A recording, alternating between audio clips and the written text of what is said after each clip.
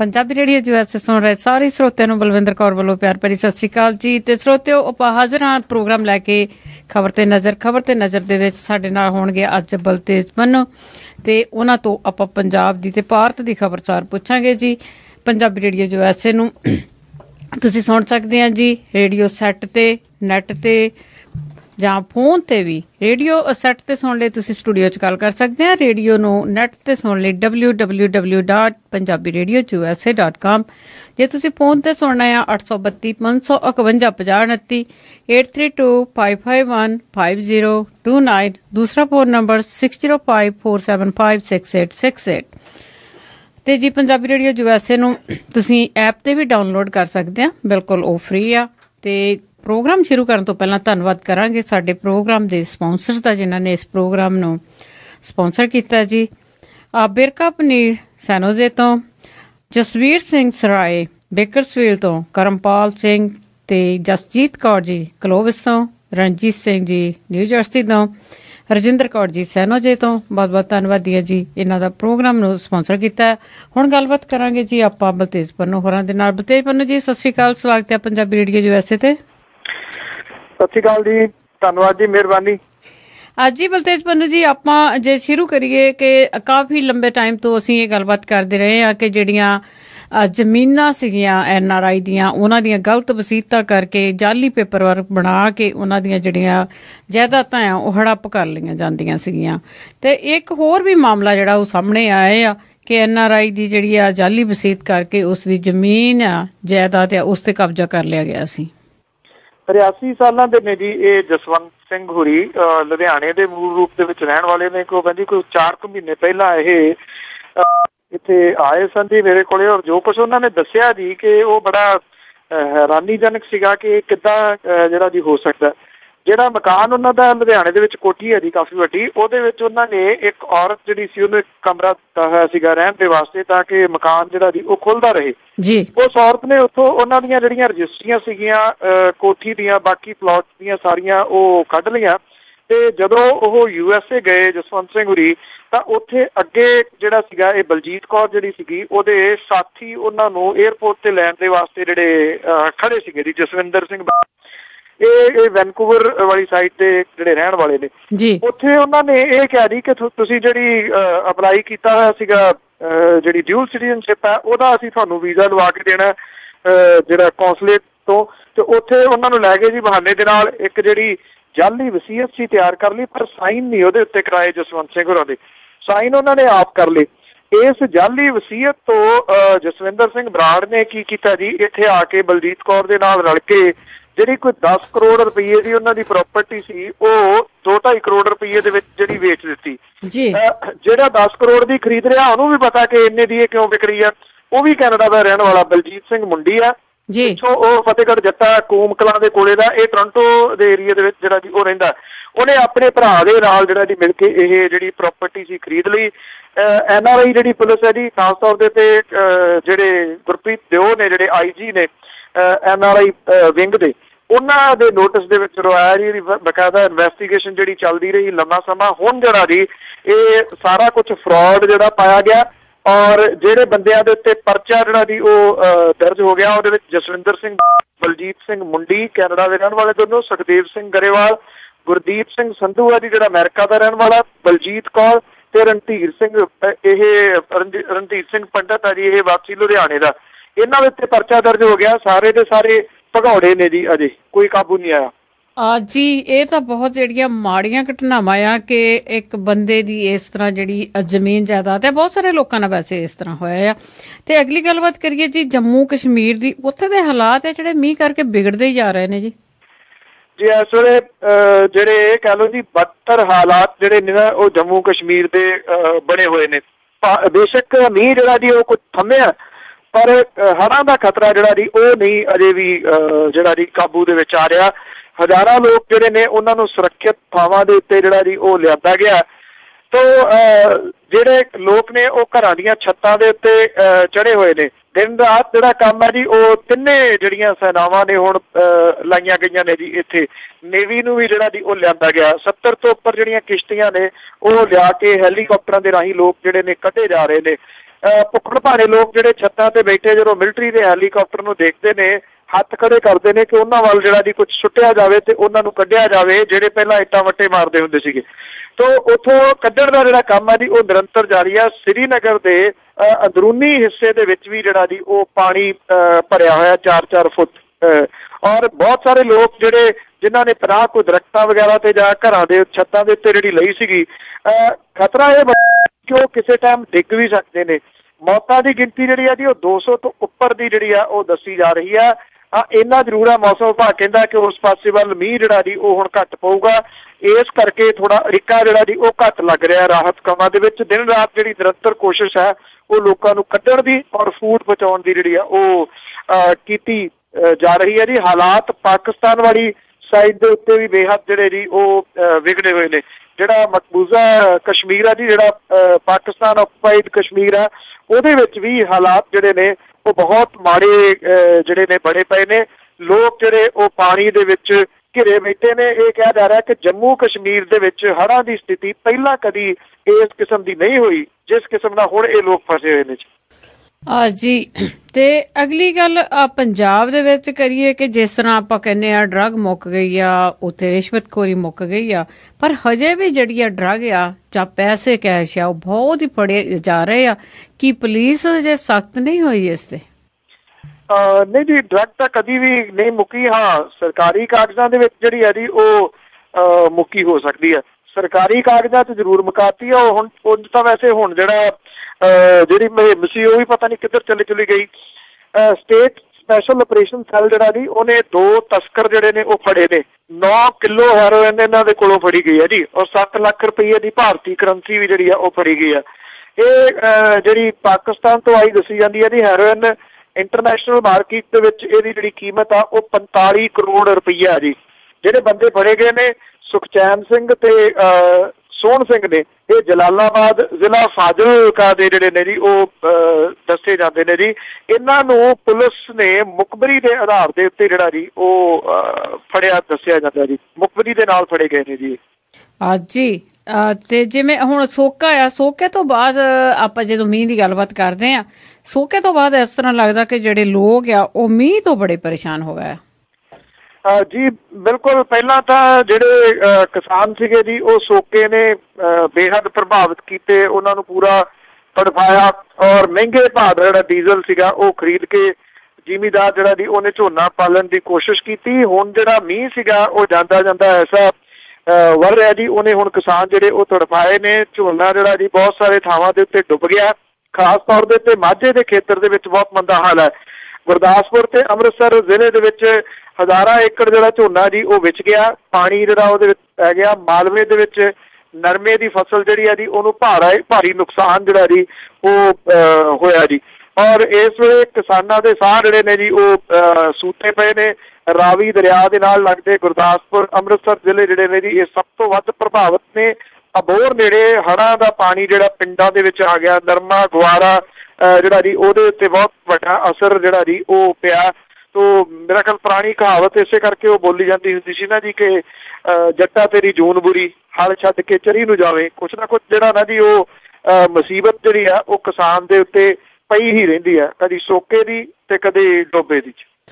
ਜੀ ਤੇ ਅੱਗੇ ਗੱਲ ਕਰੀਏ ਜੀ ਬਿਕਰਮ ਦੀ, ਜਿਸ ਨੇ ਮੁੱਖ ਮੰਤਰੀ ਦੀ ਕੁਰਸੀ ਵੱਲ ਜੁੱਤੀ ਸਿੱਟੀ ਸੀ ਤੇ ਉਸ ਨੂੰ ਜਿਸ ਤਰ੍ਹਾਂ ਦੱਸਿਆ ਜਾਂਦਾ ਕਿ ਜ਼ਮਾਨਤ ਮਿਲ ਗਈ ਹੈ। ਜੀ ਵਿਕਰਮ ਤੇ ਉਹਦੇ ਜਿਹੜੇ ਸਾਥੀ ਨੇ ਉਹਨਾਂ ਨੂੰ ਜ਼ਮਾਨਤ ਜਿਹੜੀ ਇਹਦੀ ਮਿਲ ਗਈ ਆ।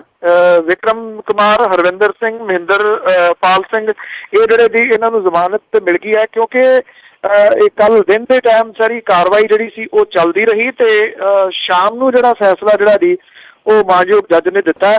ਇਸ ਕਰਕੇ ਦਿਨ ਜਿਹੜਾ ਸੀਗਾ ਉਹ ਢਲ ਗਿਆ ਸੀਗਾ। ਉਦੋਂ ਫਿਰ ਪੇਪਰ ਕਾਰਵਾਈ ਨਹੀਂ ਸੀ ਹੋ ਸਕਦੀ। ਅੱਜ ਜਿਹੜੀ ਕਾਰਵਾਈ ਹੈ ਜੀ ਉਹ ਕੀਤੀ ਜਾਊਗੀ ਤੇ ਉਹਦੇ ਵਾਸਤੇ ਅੱਜ ਜਿਹੜਾ ਜੀ ਇਹ ਰਿਹਾ ਜਿਹੜਾ ਹੋ ਜਾਣਗੇ। ਜਿਹੜੀ ਜੱਜ ਨੇ ਦਲੀਲ ਮੰਨੀ ਆ ਉਹ ਉਹੀ ਦਲੀਲ ਮੰਨੀ ਆ ਜੀ ਜੋ ਕੁਛ ਪੰਜਾਬ ਦੇ ਵਿੱਚ ਹੋਇਆ ਸੀਗਾ।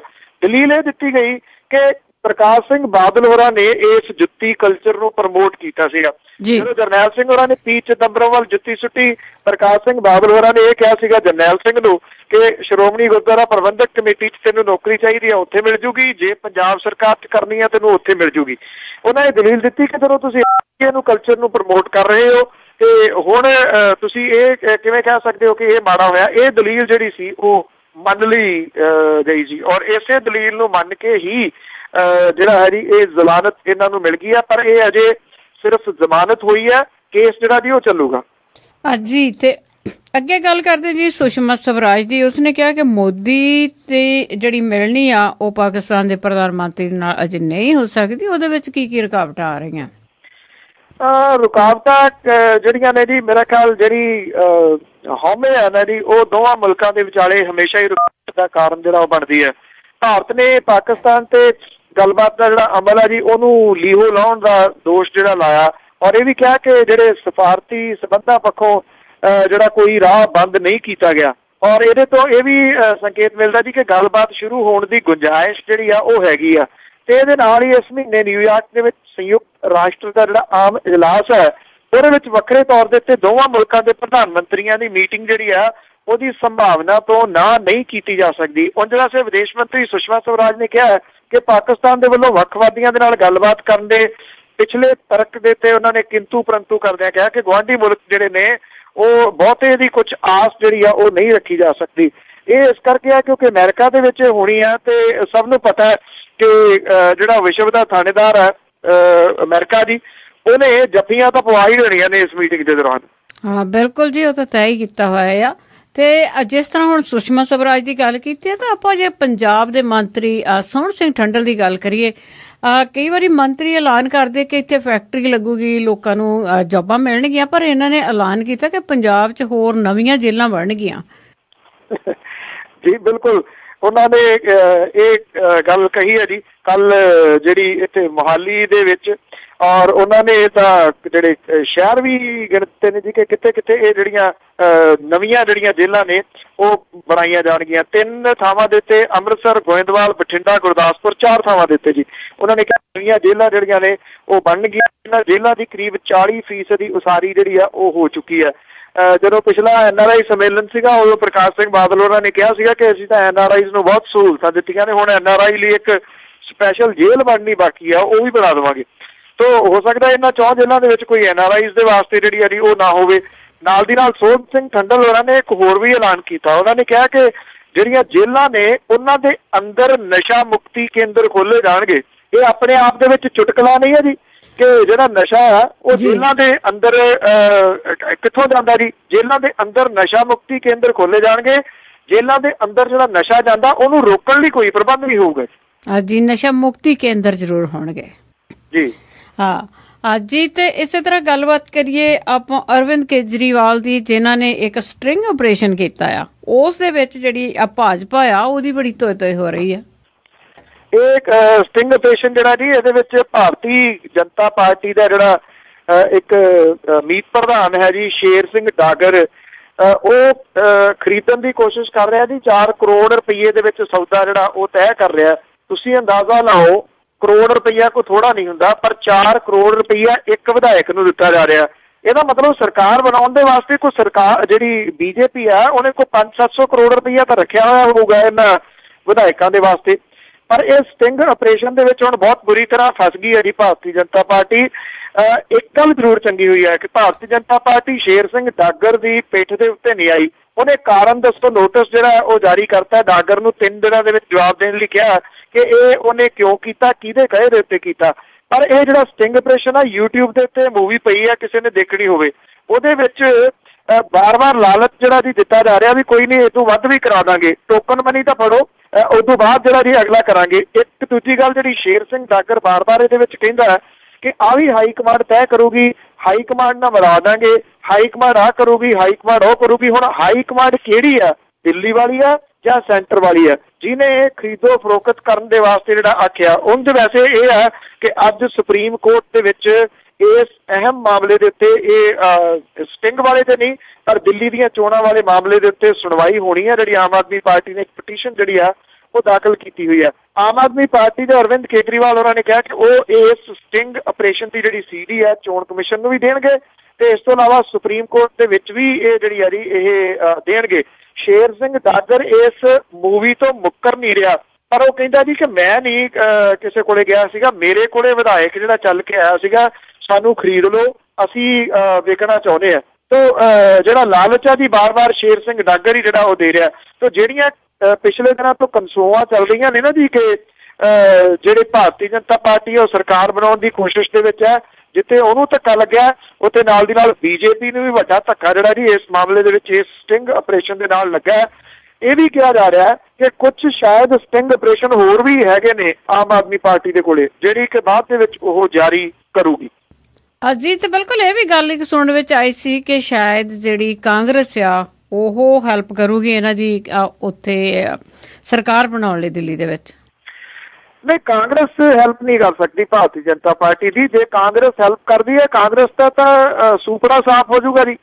ਉਹ ਤਾਂ ਪਹਿਲਾਂ ਹੀ ਇਸ ਵੇਲੇ ਜਿਹੜੀ ਹੈ ਜੀ ਉਹ ਬਹੁਤ ਮਾੜੇ ਹਾਲਾਤ ਚੋਂ ਲੰਘ ਰਹੀ ਹੈ। ਹਾਂ, ਕਾਂਗਰਸ ਦੇ MLA ਜਿਹੜੇ ਨੇ ਜੇ ਉਹ ਟੁੱਟ ਜਾਣ ਸਾਰੇ ਦੇ ਸਾਰੇ, ਉਹ ਕਿਉਂਕਿ ਹੈ ਹੀ ਤਕਰੀਬਨ 8 ਨੇ, ਤੋ ਇਸ ਕਰਕੇ ਉਹ ਜੇ ਟੁੱਟ ਕੇ ਸਾਰੇ ਚਲੇ ਜਾਂਦੇ ਨੇ ਮੁਕੰਮਲ ਰੂਪ ਚ ਭੰਗ ਹੋ ਕੇ, ਤਾਂ ਹੋ ਸਕਦਾ ਜੀ BJP ਸਰਕਾਰ ਬਣਾ ਲੇ। ਪਰ ਲੱਗਦਾ ਨਹੀਂ ਜੀ, ਹਾਈ ਕਮਾਂਡ ਦੀ ਬੜੇ ਨੇੜੇ ਤੋਂ ਨਿਗਾਹ ਉਹਦੇ ਉੱਤੇ ਹੋਊਗੀ। ਏਡਾ ਵੱਡਾ ਜੇ ਏਦਾਂ ਦਾ ਕੁਝ ਹੋ ਗਿਆ ਕਿ ਕਾਂਗਰਸੀ ਸਾਰੇ ਟੁੱਟ ਕੇ BJP ਦੇ ਨਾਲ ਚਲੇ ਗਏ ਤਾਂ ਨਿਰਸੰਦੇਹ ਕਾਂਗਰਸ ਦੇ ਵਾਸਤੇ ਤਾਂ ਇਹ ਬਹੁਤ ਵੱਡਾ ਇੱਕ ਝਟਕਾ ਜਿਹੜਾ ਜੀ ਹੋ ਸਕਦਾ। ਪਰ ਆਈ ਥਿੰਕ ਜਦੋਂ ਹੁਣ ਇਹ ਸਟਿੰਗ ਆਪਰੇਸ਼ਨ ਸਾਹਮਣੇ ਆਇਆ ਨਾ, BJP ਜਿਹੜੀ ਆ ਜੀ ਉਹ ਫੂਕ ਕੇ ਪੈਰ ਰੱਖੂਗੀ। ਹੁਣ ਇਹਦਾ ਕਾਲਪਨਾ ਨਹੀਂ ਕਰੂਗੀ ਜਿੰਨਾ ਪਿਛਲੇ 2 ਦਿਨਾਂ ਤੋਂ ਨਿਰੰਤਰ ਕੀਤਾ ਜਾ ਰਿਹਾ ਸੀਗਾ। ਉੱਥੇ ਤਾਂ ਇਹ ਹਾਲਾਤ ਬਣ ਗਏ ਸੀਗੇ ਕਿ ਮੁੱਖ ਮੰਤਰੀ ਦੀ ਕੁਰਸੀ ਦੇ ਵਾਸਤੇ ਇੱਕ ਦੂਜੇ ਦੇ ਝੱਡੇ ਢੂਏ ਜਾ ਰਹੇ ਸੀ, ਮੈਂ ਬਣਨਾ। ਜੀ ਬਿਲਕੁਲ, ਕਿਉਂਕਿ ਉਹਨਾਂ ਨੂੰ ਪੂਰੀ ਆਸ ਸੀਗੀ ਕਿ ਅਸੀਂ ਇੱਥੇ ਜਿਹੜੀ ਆ ਥੋੜੇ ਕੁ ਦਿਨਾਂ ਦੇ ਵਿੱਚ ਅਸੀਂ ਇੱਕ ਬਣਾ ਲੈਣੀ ਆ ਸਰਕਾਰ ਆਪਣੀ। ਤੇ ਅਗਲੀ ਗੱਲਬਾਤ ਕਰੀਏ, ਜਿਵੇਂ ਚੰਡੀਗੜ੍ਹ ਆ, ਕਹਿੰਦੇ ਵੀ ਪੰਜਾਬ ਦੇ ਵਿੱਚ ਇਹ ਸ਼ਹਿਰ ਬਹੁਤ ਵਧੀਆ ਆ, ਪਰ ਫਿਰ ਵੀ ਉੱਥੇ ਦੇ ਲੋਕ ਆ ਜਿਹੜੇ ਉੱਥੇ ਟ੍ਰੈਫਿਕ ਨਿਯਮਾਂ ਨੂੰ ਬੜਾ ਤੋੜਦੇ ਆ। ਤੋੜ ਰਹੇ ਨੇ ਜੀ। ਐਕਚੁਅਲੀ ਸਟ੍ਰਿਕਟ ਬਹੁਤ ਹੈ ਚੰਡੀਗੜ੍ਹ ਦੇ ਵਿੱਚ, ਇਹਦੇ 'ਚ ਕੋਈ ਦੋ ਰਾਵਾਂ ਨਹੀਂ, ਬਹੁਤ ਸਟ੍ਰਿਕਟ ਹੈ। ਪਰ ਫਿਰ ਵੀ ਜਿਹੜੇ ਐਕਚੁਅਲੀ ਬਾਹਰੋਂ ਆਉਂਦੇ ਨੇ ਨਾ ਜੀ ਵਹੀਕਲ ਜਿਹੜੇ ਨੇ, ਉਹ ਜ਼ਿਆਦਾ ਇਹਨਾਂ ਨਿਯਮਾਂ ਨੂੰ ਜਿਹੜਾ ਤੋੜਦੇ ਨੇ। ਚੰਡੀਗੜ੍ਹੀਏ ਵੀ ਤੋੜਦੇ ਨੇ, ਉਹ ਘੱਟ ਨਹੀਂ ਹੈਗੇ ਉਹ ਵੀ ਜਿਹੜੇ, ਕਿਉਂਕਿ ਇੱਥੇ ਤਾਂ ਕਿਹਾ ਹੀ ਜਾਂਦਾ ਨਾ ਜੀ ਕਿ ਜਿਹੜਾ ਟ੍ਰੈਫਿਕ ਨਿਯਮ ਨੇ ਉਹ ਬਣਾਏ ਇਸੇ ਕਰਕੇ ਜਾਂਦੇ ਨੇ ਕਿ ਤੋੜਨ ਦੇ ਵਾਸਤੇ। ਸਭ ਤੋਂ ਵੱਧ ਜਿਹੜਾ ਚਲਾਨ ਹੋ ਰਹੇ ਨੇ ਉਹ ਹੈਲਮਟ ਜਿਹੜਾ ਜੀ ਉਹ ਨਾ ਪਾਉਣ ਦੀ ਵਜ੍ਹਾ ਕਰਕੇ ਜਿਹੜਾ ਉਹ ਹੋ ਰਹੇ ਨੇ। ਦੂਜਾ ਇਹ ਆ ਜੀ ਤੇਜ਼ ਰਫ਼ਤਾਰ ਗੱਡੀਆਂ, ਕਿਉਂਕਿ ਉੱਥੇ ਜਿਹੜੀਆਂ ਨੇ ਜੀ ਪੁਲਿਸ ਤੇ ਕੋਲ ਹੈ ਨੇ ਜੀ ਯੰਤਰ ਜਿਹੜੇ ਰੋਕਣ ਵਾਲੇ, ਇਸ ਕਰਕੇ ਉਹਦਾ ਵੀ ਬਹੁਤ ਵੱਡੀ ਗਿਣਤੀ ਦੇ ਵਿੱਚ ਚਲਾਨ ਜਿਹੜੇ ਨੇ ਉਹ ਕੱਟੇ ਜਾਂਦੇ ਨੇ। ਪਰ ਲੋਕ ਜਿਹੜੇ ਨੇ, ਕਿਉਂਕਿ ਕਈ ਲੱਖ ਗੱਡੀਆਂ ਜਿਹੜੀਆਂ ਜੀ ਰੋਜ਼ ਚੰਡੀਗੜ੍ਹ ਦੇ ਵਿੱਚ ਐਂਟਰ ਜਿਹੜੀਆਂ ਕਰਦੀਆਂ ਨੇ ਜੀ ਆਪਣੇ ਕੰਮਾਂ ਕਾਰਾਂ ਦੀ ਵਜ੍ਹਾ ਕਰਕੇ। ਤੇ ਇੱਕ ਤਾਂ ਇਹ ਹੈ ਜੀ ਕਿ ਐਸ ਸੂਨ ਚੰਡੀਗੜ੍ਹ ਦਾ ਸਾਈਨ ਆਇਆ, ਹਰ ਬੰਦਾ ਜਿਹੜੀ ਸੀਟ ਬੈਲਟ ਵਗੈਰਾ ਲਾ ਲੈਂਦਾ, ਕੰਟਰੋਲ ਦੇ ਵਿੱਚ ਚੱਲਣ ਦੀ ਕੋਸ਼ਿਸ਼ ਕਰਦਾ। ਪਰ ਇਹ ਆ ਜੀ ਕਿ ਜਦੋਂ ਤੁਰਦੇ ਨੇ ਫਿਰ ਸ਼ਰਾਬ ਸਸਤੀ ਹੋਣ ਕਰਕੇ 2-4 ਜਿਹੜੇ ਰੰਗਦਾਰ ਪਾਣੀ ਦੇ ਗਰਾਰੇ ਕਰ ਲੈਂਦੇ ਨੇ ਤੇ ਉਸ ਤੋਂ ਬਾਅਦ ਫਿਰ ਤੇਜ਼ ਚਲਾਉਂਦੇ ਨੇ, ਉਹ ਬਹੁਤੇ ਫੜੇ ਜਾਂਦੇ ਨੇ ਜੀ। ਜੀ ਤੇ ਅਗਲੀ ਜੀ ਲਾਸਟ ਗੱਲ ਕਰੀਏ ਕਿ ਸੰਗਤ ਦਰਸ਼ਨ ਆ ਜਿਹੜੀ, ਉਸ ਦੇ ਵਿੱਚ ਜਿਹੜੇ ਪੈਸਿਆਂ ਦਾ ਹਿਸਾਬ ਤਾਂ ਵੀ ਮੰਗਿਆ ਜਾ ਰਿਹਾ ਹੈ। ਦੇਖੋ, ਇਹ ਜਿਹੜੀ ਕਾਂਗਰਸ ਨੇ ਚੈਲੰਜ ਕੀਤਾ ਮੁੱਖ ਮੰਤਰੀ ਪ੍ਰਕਾਸ਼ ਸਿੰਘ ਬਾਦਲ ਹੋਰਾਂ ਨੂੰ ਕਿ ਚਿੱਠੀ ਜਨਤਕ ਕਰੋ, ਜਿਹੜੀ ਅਰੁਣ ਜੇਤਲੀ ਹੋਰਾਂ ਨੇ ਲਿਖੀ ਹੈ ਜੀ, ਕਿਉਂਕਿ ਇਸ ਚਿੱਠੀ ਨੇ ਤਾਂ ਪੋਤੜੇ ਫਰੋਲ ਕੇ ਰੱਖ ਦਿੱਤੇ ਆ ਜੀ ਕਿ ਅਸਲ ਦੇ ਵਿੱਚ ਹੋ ਕੀ ਰਿਹਾ। ਹੁਣ ਇਹਦੇ ਵਿੱਚ ਇੱਕ ਜਿਹੜਾ ਸਭ ਤੋਂ ਵੱਡਾ ਸਵਾਲ ਉਠਾਇਆ ਗਿਆ ਉਹ ਇਹ ਹੈ ਕਿ ਜਿਹੜਾ ਸੰਗਤ ਦਰਸ਼ਨ ਕੀਤਾ ਜਾਂਦਾ ਪ੍ਰਕਾਸ਼ ਸਿੰਘ ਬਾਦਲ ਹੋਰਾਂ ਦੇ ਵੱਲੋਂ, ਉਹਨੂੰ ਫੰਡ ਨੂੰ ਕਿਸੇ ਖਾਤੇ 'ਚ ਰੱਖਿਆ ਹੀ ਨਹੀਂ ਜਾਂਦਾ। ਇਹ ਅਰੁਣ ਜੇਤਲੀ ਹੋਰਾਂ ਨੇ ਕਿਹਾ ਕਿ ਇਹਨੂੰ, ਇਸ ਰਕਮ ਨੂੰ ਬਜਟ ਦਾ ਹਿੱਸਾ ਬਣਾਓ। ਬਾਦਲ ਸਾਹਿਬ ਦੇ ਵੱਲੋਂ ਦਿਹਾਤੀ ਵਿਕਾਸ ਜਾਂ PIDP ਦੇ ਜਿਹੜੇ ਫੰਡ ਨੇ ਉਹਨਾਂ ਦੀ ਵਰਤੋਂ ਕੀਤੀ ਜਾਂਦੀ ਆ। ਕਈ ਜਿਹੜੀਆਂ ਸੰਵਿਧਾਨਕ ਸੰਸਥਾਵਾਂ ਨੇ ਜਿਹਦੇ ਵਿੱਚ ਖਾਸ ਤੌਰ ਦੇ ਉੱਤੇ ਕੈਗ ਹੈ, ਉਹ ਕਹਿ ਕੇ ਜਿਹੜੀ ਆ ਜੀ ਉਹ ਥੱਕ ਗਈ ਹੈ। ਉਹ ਕਹਿੰਦੀ ਆ ਕਿ ਇਹਦੇ ਵਿੱਚ ਘਪਲਾ ਹੁੰਦਾ, ਇਹਨੂੰ ਤੁਸੀਂ ਬਜਟ ਦਾ ਹਿੱਸਾ ਬਣਾਓ। ਬਾਦਲ ਸਾਹਿਬ ਜਿਹੜੇ ਨੇ ਉਹ ਇਹ ਕਹਿੰਦੇ ਨੇ ਕਿ ਇਹ ਜਿਹੜਾ ਪੈਸਾ ਇਹ ਗੰਗਾ ਵਿੱਚ ਪਏ ਫੁੱਲਾਂ ਵਾਂਗੂ ਆ, ਇਹ ਤਾਂ ਅਸੀਂ ਆਪਣੇ ਤਰੀਕੇ ਨਾਲ ਵਰਤਾਂਗੇ। ਉਹਦੇ ਉੱਤੇ ਕੋਈ ਰੋਕ ਟੋਕ ਨਹੀਂ ਲੱਗ ਸਕਦੀ। ਜੇ ਉਹ ਬਜਟ ਦਾ ਹਿੱਸਾ ਬਣੂਗਾ ਤਾਂ ਉਹਦੇ ਉੱਤੇ ਰੋਕ ਟੋਕ ਲੱਗੂਗੀ, ਉਹਦਾ ਹਿਸਾਬ ਕਿਤਾਬ ਜਿਹੜਾ ਜੀ ਉਹ ਦੇਣਾ ਪਊਗਾ। ਇਹ ਹਿਸਾਬ ਕਿਤਾਬ ਦਿੱਤਾ ਹੀ ਨਹੀਂ ਜਾ ਰਿਹਾ। ਜਿੱਥੇ ਚੋਣ ਹੁੰਦੀ ਹੈ, ਜਿੱਥੇ ਲੋੜ ਹੁੰਦੀ ਆ, ਉੱਥੇ ਜਾ ਕੇ ਸੰਗਤ ਦਰਸ਼ਨ ਜਿਹੜੇ ਨੇ ਉਹ ਕਰ ਲਏ ਜਾਂਦੇ ਨੇ। ਅੰਨੇ ਪੈਸੇ ਜਿਹੜੇ ਨੇ ਉਹ ਵੱਖ-ਵੱਖ ਜਿਹੜੇ ਅਦਾਰੇ ਨੇ ਪੰਜਾਬ ਦੇ, ਇੱਥੋਂ ਚੱਕ ਲਏ, ਉਹਨਾਂ ਤੋਂ ਚੱਕ ਕੇ ਜਿਹੜਾ ਜੀ ਉਹਨਾਂ ਨੂੰ ਕਰਜ਼ਾਈ ਕੀਤਾ ਜਾ ਰਿਹਾ। ਪੰਜਾਬ ਕਰਜ਼ਾਈ ਕਿਉਂ ਹੋ ਰਿਹਾ, ਇਹਦਾ ਖੁਲਾਸਾ ਜਿਹੜਾ ਸਾਰਾ ਇਸ ਚਿੱਠੀ ਦੇ ਵਿੱਚ ਹੈ। ਹੋਪਫੁਲੀ ਇਹ ਕਿਸੇ ਨਾ ਕਿਸੇ ਦਿਨ ਜਿਹੜੀ ਆ ਜੀ ਉਹ ਨੰਗੀ ਹੋ ਜਾਣੀ ਹੈ ਚਿੱਠੀ। ਜਦੋਂ ਸਾਹਮਣੇ ਆਊਗੀ ਤਾਂ ਜਿਹੜਾ ਜੀ ਕਈ ਕਹਾਣੀਆਂ ਜਿਹੜੀਆਂ ਸਾਹਮਣੇ ਆਉਣਗੀਆਂ। ਸ਼ਾਇਦ ਅੱਜ ਪ੍ਰਕਾਸ਼ ਸਿੰਘ ਬਾਦਲ ਹੋਰੀ ਜਿਹੜੇ ਬੰਦੇ ਨੂੰ ਸਭ ਤੋਂ ਵੱਧ ਮਿਸ ਕਰ ਰਹੇ ਹੋਣੇ ਆ ਨਾ ਜੀ, ਉਹ ਘੱਟ ਬੋਲਣੇ ਮਨਮੋਹਨ ਸਿੰਘ ਹੋਰੀ ਹੋਣੇ ਆ। ਬਿਲਕੁਲ ਜੀ, ਜੇ ਇਹਨੂੰ ਮਤਰੇਈ ਮਾਂ ਕਹਿੰਦੇ ਸੀਗੇ ਕਿ ਮਤਰੇਈ ਮਾਂ ਦਾ, ਪਰ ਫਿਰ ਵੀ ਤੁਹਾਨੂੰ ਯਾਦ ਹੋਣਾ ਵੀ ਜਦ ਵੀ ਇਹ ਉੱਥੇ ਦਿੱਲੀ 'ਚ ਜਾਂਦੇ ਸੀ ਉਹ ਕੁਛ ਨਾ ਕੁਛ ਪੰਜਾਬ ਲਈ ਇਹਨਾਂ ਨੂੰ ਦੇ ਕੇ ਤੋਰਦੇ ਸੀ। ਬਿਲਕੁਲ ਜੀ, ਬਿਲਕੁਲ। ਆਈ ਥਿੰਕ ਜਿਹੜੇ ਚਿੱਠੀ ਦੇ ਵਿੱਚ ਆਪਾਂ ਜ਼ਿਕਰ ਕਰ ਚੁੱਕੇ ਹਾਂ ਜੀ ਕਿ 10 ਤੋਂ 15 ਵਾਲੀ ਜਿਹੜੀ ਗੱਲ ਕੀਤੀ ਹੈ 2010 ਤੋਂ ਲੈ ਕੇ 15 ਤੱਕ ਬਾਕੀ ਸੂਬਿਆਂ ਦੇ ਨਾਲੋਂ 99.36% ਆਲਮੋਸਟ 100% ਜਿਹੜਾ ਜੀ ਉਹ ਵੱਧ ਫੰਡ ਜਿਹੜੇ ਨੇ ਸੈਂਟਰ ਤੋਂ ਪੰਜਾਬ ਦੇ ਖਾਤਿਆਂ ਦੇ ਵਿੱਚ ਆਏ ਨੇ ਜੀ। ਮਤੇਈ ਮਾਂ ਜਿਹੜੀ ਉਹ ਕਿਵੇਂ ਹੋ ਗਈ, ਇਹਦੇ ਵਾਸਤੇ ਤਾਂ ਆਈ ਥਿੰਕ ਜਿਹੜੇ ਦੂਜੇ ਰਾਜ ਨੇ ਉਹ ਵੀ ਹੁਣ ਰੌਲਾ ਪਾਉਣਗੇ ਕਿ ਜੇ ਤੁਸੀਂ ਪੰਜਾਬ ਨੂੰ ਇੰਨੇ ਫੰਡ ਦਿੰਦੇ ਰਹੇ ਹੋ ਉਹ ਕਿਹੜੇ ਖੂਹ ਖਾਤੇ ਦੇ ਵਿੱਚ ਗਏ, ਕਿਉਂਕਿ ਉਹ ਹਿਸਾਬ ਉਹੀ ਮੰਗ ਰਹੇ ਨੇ ਜੇਤਲੀ ਸਾਹਿਬ ਕਿ ਉਹਨਾਂ ਦਾ ਹਿਸਾਬ ਕਿਤਾਬ ਜਿਹੜਾ ਜੀ ਉਹ ਦਿਓ। ਜੇ ਕਾਂਗਰਸ ਇਹਨਾਂ ਦਿੰਦੀ ਰਹੀ ਹੈ ਹੁਣ ਤਾਂ 0.36 ਲੈ ਕੇ ਦਿਖਾ ਦੇਣ ਜੀ ਸੈਂਟਰ ਤੋਂ, 90 ਦਾ ਮੂਹਰਲਾ ਕੱਟ ਦੇਣ। ਹਾਂ ਜੀ ਬਿਲਕੁਲ। ਹਾਂ ਤੇ ਬਿਲਕੁਲ ਇਹ ਜ਼ਰੂਰ ਯਾਦ ਕਰਦੇ ਹੋਣਗੇ। ਅਖੀਰ ਦੇ ਵਿੱਚ ਆਜ਼ਨਾਮਾ ਕਿ ਬਾਹੀਂ ਭੱਜੀਆਂ ਆਉਂਦੀਆਂ ਗਲਵੰਨੀ, ਬੋਲ ਬਦਲਦੀ ਔਕੜ ਦੀ ਘੜੀ ਮੀਆਂ। ਬਾਹੀਂ ਭੱਜੀਆਂ ਆਉਂਦੀਆਂ ਗਲਵੰਨੀ, ਬੋਲ ਬਦਲਦੀ ਔਕੜ ਦੀ ਘੜੀ ਮੀਆਂ। ਹਰ ਆਇਆ ਕਸ਼ਮੀਰ ਦੇ ਦੋ ਪਾਸੀ, ਜਨਤਾ ਵਿੱਚ ਮੁਸੀਬਤ ਤੇ ਫੜੀ ਮੀਆਂ। ਲੀਡਰ ਹਿੰਦ ਦੇ ਕਿਹਾ ਹੈ ਪਾਕ ਦੇ ਨੂੰ, ਪਿਛਲੀ ਛੱਡ ਸਬੰਧਾਂ ਦੀ ਅੜੀ ਮੀਆਂ। ਕਿਹੜੇ ਥਾਂ ਲਈ ਭੇਜੀਏ ਮਦਦ ਕਿੰਨੀ, ਚਿੰਤਾ ਤੁਸਾਂ ਦੀ ਅਸਾਂ ਨੂੰ ਬੜੀ ਮੀਆਂ। ਸੁਰ ਸਾਂਝ ਦੀ ਅੱਗੋਂ ਜੇ ਨਿਕਲ ਜਾਵੇ, ਸਕਦਾ ਪੈ ਸਬੰਧਾਂ ਵਿੱਚ ਮੋੜ ਮੀਆਂ। ਸੁਰ ਸਾਂਝ ਦੀ ਅੱਗੋਂ ਜੇ ਨਿਕਲ ਆਵੇ, ਸਕਦਾ ਪੈ ਸਬੰਧਾਂ ਵਿੱਚ ਮੋੜ ਮੀਆਂ। ਇੱਕ ਦੂਜੇ ਦੀ ਫੜਨ ਜੇ ਬਾਂਹ ਦੋਵੇਂ, ਤੀਜੇ ਘਰ ਨਾ ਜਾਣ ਦੀ ਲੋੜ ਮੀਆਂ। ਜੀ ਬਹੁਤ ਵਧੀਆ। ਪੰਨੂ ਸਾਹਿਬ ਬਹੁਤ ਬਹੁਤ ਧੰਨਵਾਦ। Thank you very much. Thank you ਜੀ। ਸਤਿ ਸ੍ਰੀ ਅਕਾਲ। ਪੰਜਾਬੀ ਰੇਡੀਓ USA ਸੁਣ ਰਹੇ ਸਾਰੇ ਸਰੋਤਿਆਂ ਨੂੰ ਬਲਵਿੰਦਰ ਕੌਰ ਵੱਲੋਂ ਪਿਆਰ ਭਰੀ ਸਤਿ ਸ੍ਰੀ ਅਕਾਲ। ਸਰੋਤਿਓ ਲੈ ਕੇ ਹਾਜ਼ਰ ਹੋ ਗਏ ਪ੍ਰੋਗਰਾਮ ਖਬਰ ਤੇ ਨਜ਼ਰ ਪ੍ਰੋਗਰਾਮ ਦੇ ਵਿੱਚ ਸਾਡੇ ਨਾਲ ਹੋਣਗੇ ਬਲਤੇਜ ਪੰਨੂ, ਜਿਹਦੇ ਨਾਲ ਅਸੀਂ ਗੱਲਬਾਤ ਕਰਾਂਗੇ। ਉੱਥੇ ਦੀਆਂ ਜਿਹੜੀਆਂ ਮੁੱਖ ਖਬਰਾਂ ਆ ਉਹਨਾਂ ਤੇ ਝਾਤ ਪਾਉਣਗੇ। ਪੰਜਾਬੀ ਰੇਡੀਓ USA ਨੂੰ ਤੁਸੀਂ ਸੁਣ ਸਕਦੇ ਹੋ ਜੀ ਰੇਡੀਓ ਸੈੱਟ ਤੇ, ਨੈਟ ਤੇ ਫੋਨ ਤੇ ਵੀ ਸੁਣ ਸਕਦੇ ਹੋ ਜੀ। ਫੋਨ ਤੇ ਸੁਣਨ ਲਈ 832 551 5029 832551 5029। ਦੂਸਰਾ phone number 605 475 6868। Punjabi radio USA ਨੂੰ ਨੈਟ ਤੇ ਸੁਣਨਾ ਹੈ www.punjabiradiousa.com। ਤੇ ਜੀ ਇਸ ਪ੍ਰੋਗਰਾਮ ਨੂੰ ਸਪਾਂਸਰ ਕੀਤਾ ਗਿਆ ਆ ਰਜਿੰਦਰ ਕੌਰ ਜੀ ਸੈਨੋਜੇ ਤੋਂ, ਰਣਜੀਤ ਸਿੰਘ ਜੀ ਨਿਊ ਜਰਸੀ ਤੋਂ, ਕਰਮਪਾਲ ਸਿੰਘ ਤੇ ਜਸਜੀਤ ਕੌਰ ਕਲੋਬਿਸ ਤੋਂ, ਜਸਵੀਰ ਸਿੰਘ ਸਰਾਏ ਬੇਕਰਸਫੀਲਡ ਤੋਂ। ਬਹੁਤ ਬਹੁਤ ਧੰਨਵਾਦੀ ਹਾਂ ਜੀ ਤੁਹਾਡੇ। ਤੇ ਹੁਣ ਅਸੀਂ ਗੱਲਬਾਤ ਕਰਦੇ ਹਾਂ ਜੀ ਬਲਤੇਜ ਪੰਨੂ ਹੋਰਾਂ ਦੇ ਨਾਲ। ਬਲਤੇਜ ਪੰਨੂ ਜੀ ਸਤਿ ਸ੍ਰੀ ਅਕਾਲ, ਸਵਾਗਤ ਹੈ ਪੰਜਾਬੀ ਰੇਡੀਓ USA ਤੇ। ਸਤਿ ਸ੍ਰੀ ਅਕਾਲ ਜੀ, ਧੰਨਵਾਦ ਜੀ, ਬਹੁਤ ਮਿਹਰਬਾਨੀ। ਜੀ ਬਲਤੇਜ ਪੰਨੂ ਜੀ ਆਪਾਂ ਗੱਲਬਾਤ ਕਰਦੇ ਆ ਆਪਣੇ ਸੈਂਟਰ ਦੇ ਵਿੱਚ। ਸੈਂਟਰ ਸਰਕਾਰ ਨੇ ਕੁਛ ਜਿਹੜੀਆਂ ਨਿਯੁਕਤੀਆਂ ਕੀਤੀਆਂ ਆ, ਪਰ ਉਹ ਉੱਥੇ ਵਿਰੋਧੀ ਧਿਰ ਦਾ ਕੋਈ ਵੀ ਨੇਤਾ ਨਹੀਂ ਗਾ, ਉਹ ਆਪਣੇ ਆਪ ਹੀ ਕਿਸ ਤਰ੍ਹਾਂ ਕਰੀ ਜਾਂਦੇ ਇਸ। ਐਕਚੁਅਲੀ ਜੀ ਜਿਹੜਾ ਵਿਰੋਧੀ ਧਿਰ ਹੈ ਉਹਦਾ ਨੇਤਾ ਕੋਈ ਹੈ ਨਹੀਂ, ਕਿਉਂਕਿ ਵਿਰੋਧੀ ਧਿਰ ਦੇ ਕੋਲੇ ਸੀਟਾਂ ਹੈ ਨਹੀਂ ਗਈਆਂ ਜੀ। ਜਿਹੜਾ ਸੰਵਿਧਾਨ ਹੈ ਉਹ ਇਹ ਕਹਿੰਦਾ ਹੈ ਕਿ ਜੇ ਤਾਂ ਕਿਸੇ ਪਾਰਟੀ ਦਾ ਗੱਠਜੋੜ ਚੋਣਾਂ ਤੋਂ ਪਹਿਲਾਂ ਹੋਇਆ ਤੇ ਚੋਣਾਂ ਤੋਂ ਬਾਅਦ ਜੇ ਉਹ ਪਾਰਲੀਮੈਂਟ ਦੇ ਵਿੱਚ ਰਲ ਜਾਂਦੀਆਂ ਨੇ ਪਾਰਟੀਆਂ, ਤਾਂ ਵਿਰੋਧੀ ਧਿਰ ਦਾ ਅਹੁਦਾ ਉਹਨਾਂ ਨੂੰ ਦਿੱਤਾ ਜਾ ਸਕਦਾ ਜੀ। ਪਰ ਕਿਉਂਕਿ ਕਾਂਗਰਸ ਦਾ ਗੱਠਜੋੜ ਹੈ ਨਹੀਂ ਸੀਗਾ ਜੀ, ਜਿਨ੍ਹਾਂ ਕੋਲ ਜਿਵੇਂ ਤ੍ਰਿਣਮੂਲ ਕਾਂਗਰਸ ਦੇ ਕੋਲੇ ਸੀਟਾਂ ਵੱਧ ਨੇ ਜੀ, ਜਾਂ ਬਾਕੀ ਰਲਾ ਕੇ ਜੇ ਉਹਨੇ ਲੈਣਾ ਹੋਵੇ, ਪਰ ਉਹ ਪਹਿਲਾਂ ਉਹਨਾਂ ਦਾ ਸਮਝੌਤਾ ਨਹੀਂ ਹੋਇਆ। ਇਸ ਕਰਕੇ ਇਹ ਜਿਹੜਾ ਜੀ ਅਹੁਦਾ ਖਾਲੀ ਹੈ ਜੀ, ਔਰ ਇਹ ਰੁਤਬਾ ਕਿਸੇ ਨੂੰ ਵੀ ਨਹੀਂ ਦਿੱਤਾ ਜਾ ਰਿਹਾ ਜੀ। CVC NHRC ਲੋਕਪਾਲ ਦੀਆਂ ਨਿਯੁਕਤੀਆਂ ਜਿਹੜੀਆਂ ਵਿਰੋਧੀ ਧਿਰ ਦੇ ਆਗੂ ਤੋਂ ਬਿਨਾਂ ਹੀ ਕਰਨ ਦਾ ਹੁਣ ਉਹਨੇ ਫੈਸਲਾ ਜਿਹੜਾ ਜੀ ਉਹ ਲੈ ਲਿਆ।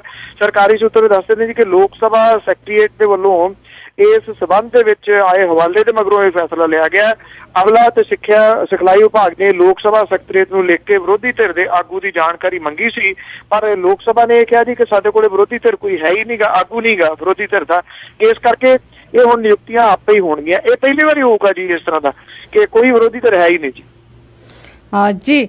ਤੇ ਅਗਲੀ ਗੱਲ ਕਰੀਏ ਵੀ ਅੱਜ ਇਸ ਤਰ੍ਹਾਂ ਮੀਂਹਾਂ ਦੇ ਕਰਕੇ ਹੜ੍ਹ ਬਹੁਤ ਆ ਰਹੇ, ਪਰ ਜੰਮੂ ਕਸ਼ਮੀਰ ਦੇ ਹਾਲਾਤ ਹੈ ਜਿਹੜੇ ਉਹ ਦਿਨੋਂ ਦਿਨ ਵਿਗੜ ਰਹੇ ਆ। ਉੱਥੇ ਬਹੁਤ ਜ਼ਿਆਦਾ ਜਿਹੜਾ ਜੀ ਉੱਥੇ ਕੰਮ ਇਸ ਵੇਲੇ ਖਰਾਬ ਹੋ ਗਿਆ ਜੰਮੂ ਕਸ਼ਮੀਰ ਦੇ ਵਿੱਚ। ਜਿਹੜੇ ਹੜ੍ਹਾਂ ਦੇ ਵਿੱਚ 4-4 ਫੁੱਟ 5-5 ਫੁੱਟ ਜਿਹੜਾ ਜੀ ਉਹ ਪਾਣੀ ਭਰਿਆ ਹੋਇਆ ਜੀ। ਸ੍ਰੀਨਗਰ ਵਰਗੇ ਸ਼ਹਿਰ ਦੇ ਅੰਦਰ ਜਿਹੜਾ ਜੀ ਪਾਣੀ ਉਹ ਆਇਆ ਪਿਆ। ਇਸ ਵੇਲੇ ਜਿਹੜੀਆਂ ਵੱਡੀ ਗਿਣਤੀ ਦੇ ਵਿੱਚ ਜਿਹੜੀਆਂ ਬੋਟ ਨੇ ਜੀ ਉਹ ਲਿਆਂਦੀਆਂ ਗਈਆਂ ਨੇ, ਹੈਲੀਕਾਪਟਰ ਜਿਹੜੇ ਉਹ ਲੱਗੇ ਹੋਏ ਨੇ ਲੋਕਾਂ ਨੂੰ ਸੁਰੱਖਿਅਤ ਥਾਵਾਂ ਵੱਲ ਨੂੰ ਜਿਹੜਾ ਕੱਢਣ ਦੇ ਵਾਸਤੇ। ਸ੍ਰੀਨਗਰ ਦੇ ਵਿੱਚ ਲਗਾਤਾਰ ਐਤਵਾਰ ਨੂੰ ਫੇਰ ਮੀਂਹ ਪਿਆ ਜੀ, ਜਿਹਦੇ ਕਰਕੇ ਇਹ ਖੇਤਰ ਜਿਹੜਾ ਜੀ ਬਹੁਤ ਬੁਰੇ ਤਰੀਕੇ ਦੇ ਨਾਲ ਜਿਹੜਾ ਫਸ ਗਿਆ। ਹੁਣ ਵੈਸੇ ਮੌਸਮ ਵਿਭਾਗ ਕਹਿ ਰਿਹਾ ਹੈ ਕਿ ਮੌਸਮ ਜਿਹੜਾ ਜੀ ਉਹ ਖੁੱਲੂਗਾ, ਭਾਵ ਕਿ ਮੀਂਹ ਜਿਹੜਾ ਜੀ ਉਹਦੇ ਵਿੱਚ ਕੋਈ ਕਮੀ ਜਿਹੜੀ ਆਊਗੀ। ਹੁਣ ਤੱਕ 150 ਤੋਂ ਉੱਪਰ ਲੋਕ ਜਿਹੜੇ ਨੇ ਜੀ ਉਹਨਾਂ ਦੀਆਂ ਜਾਨਾਂ ਜਾ ਚੁੱਕੀਆਂ ਨੇ।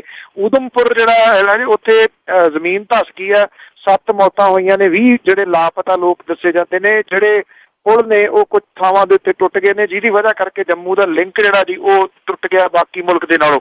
ਪ੍ਰਧਾਨ ਮੰਤਰੀ ਨਰਿੰਦਰ ਮੋਦੀ ਹੋਰਾਂ ਨੇ ਦੌਰਾ ਕੀਤਾ ਜੀ। 1000 ਕਰੋੜ ਰੁਪਈਏ ਦੀ ਰਾਹਤ ਜਿਹੜੀ ਹੈ ਜੀ ਉਹਨਾਂ ਨੇ ਦੇਣ ਦਾ ਐਲਾਨ ਕੀਤਾ। ਮੈਂ ਦੱਸ ਦੇਵਾਂ ਕਿ ਨਾਲ ਦੀ ਨਾਲ ਪਾਕਿਸਤਾਨ ਦੇ ਵਿੱਚ ਵੀ ਜਿਹੜੇ ਹਾਲਾਤ ਨੇ ਉਹ ਬੜੇ ਬਦਤਰ ਹੋਏ ਪਏ ਨੇ ਜੀ। ਉੱਥੇ ਵੀ ਜਿਹੜੇ ਹੜ੍ਹ ਨੇ ਉਹਨੇ ਪਿੰਡਾਂ ਦੇ ਪਿੰਡ, ਸ਼ਹਿਰਾਂ ਦੇ ਸ਼ਹਿਰ ਜਿਹੜੇ ਨੇ ਜੀ ਉਹ ਘੇਰੇ ਪਏ ਨੇ। ਇਸ ਵੇਲੇ ਰਾਵੀ ਦੇ ਵਿੱਚ ਆਏ ਹੜ੍ਹ ਨੇ ਇਹ ਤਬਾਹੀ ਉੱਥੇ ਮਚਾਈ ਹੈ ਜੀ। ਅਤੇ ਜੀ ਪੰਜਾਬ ਤੋਂ ਕਾਫੀ ਖਬਰਾਂ ਆਉਂਦੀਆਂ ਆ ਕਿ ਪੰਜਾਬ ਦੇ ਵਿੱਚ ਜਿਹੜੀਆਂ ਛੱਤਾਂ ਡਿੱਗਣ ਨਾਲ ਕਾਫੀ ਮੌਤਾਂ ਹੋ ਰਹੀਆਂ ਜੀ। ਇਹ ਐਕਚੁਅਲੀ ਜਾਰੀ ਨੇ ਜੀ। ਪਹਿਲੇ ਦਿਨ 15 ਡੈਥ ਜਿਹੜੀਆਂ ਪੰਜਾਬ ਦੇ ਵਿੱਚ ਹੋਈਆਂ ਸਨ, ਉਦੋਂ ਬਾਅਦ 8 ਜਿਹੜੀਆਂ ਡੈਥ ਸੀ ਉਹ ਹੋਈਆਂ। ਹੁਣ ਫਗਵਾੜੇ ਤੋਂ ਜਿਹੜੀ ਖਬਰ ਆ ਰਹੀ ਹੈ ਜੀ, ਬੇਸ਼ੱਕ ਮੀਂਹ ਪੰਜਾਬ ਦੇ ਵਿੱਚ ਤਾਂ ਰੁਕ ਗਿਆ ਜੀ। ਹੁਣ ਪੰਜਾਬ ਦੇ ਵਿੱਚ ਮੀਂਹ ਨਹੀਂ ਹੈਗਾ। ਕੱਲ ਜਿਹੜੀ ਧੁੱਪ ਲੱਗੀ ਸੀਗੀ, ਪਰ ਜਿਹੜੀਆਂ ਛੱਤਾਂ ਡਿੱਗਣ ਦਾ ਸਿਲਸਿਲਾ ਜਿਹੜਾ ਜੀ ਉਹ ਜਾਰੀ ਹੈ। ਫਗਵਾੜੇ ਦੇ ਬਸੰਤ ਨਗਰ ਦੇ ਵਿੱਚ ਜਾਫਰ ਕਾਲੋਨੀ ਹੈ, ਉਹਦੇ ਵਿੱਚ ਜਿਹੜੀ ਕੰਧ ਡਿੱਗੀ ਜੀ ਉਹਦੀ ਵਜ੍ਹਾ ਕਰਕੇ 2 ਸਕੇ ਭਰਾ ਜਿਹੜੇ ਸੀਗੇ ਜੀ ਉਹਨਾਂ ਦੀ ਮੌਤ ਹੋ ਗਈ। ਤੀਜਾ ਜਿਹੜਾ ਉਹ ਗੰਭੀਰ ਜ਼ਖਮੀ ਹੈ ਜੀ। ਇੱਕ 7 ਸਾਲਾਂ ਦਾ ਸੀਗਾ ਅਮਨ ਤੇ ਇੱਕ 5 ਸਾਲਾਂ ਦਾ ਸੀਗਾ ਜੀ ਨੰਨੀਆਂ।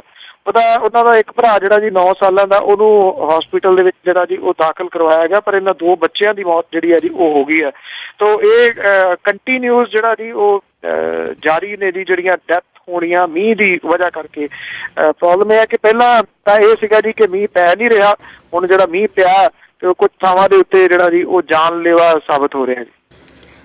ਜੀ ਤੇ ਜੇ ਅਗਲੀ ਗੱਲਬਾਤ ਕਰੀਏ ਕਿ ਪ੍ਰਕਾਸ਼ ਸਿੰਘ ਬਾਦਲ ਦਾ ਇੱਕ ਨਵਾਂ ਸ਼ੋਸ਼ਾ ਹੈ ਕਿ ਜਿਹੜੀ ਸੈਂਟਰ ਸਰਕਾਰ ਆ ਉਹਦੇ ਕੋਲ ਪੈਸਾ ਹੀ ਨਹੀਂ ਹੈਗਾ।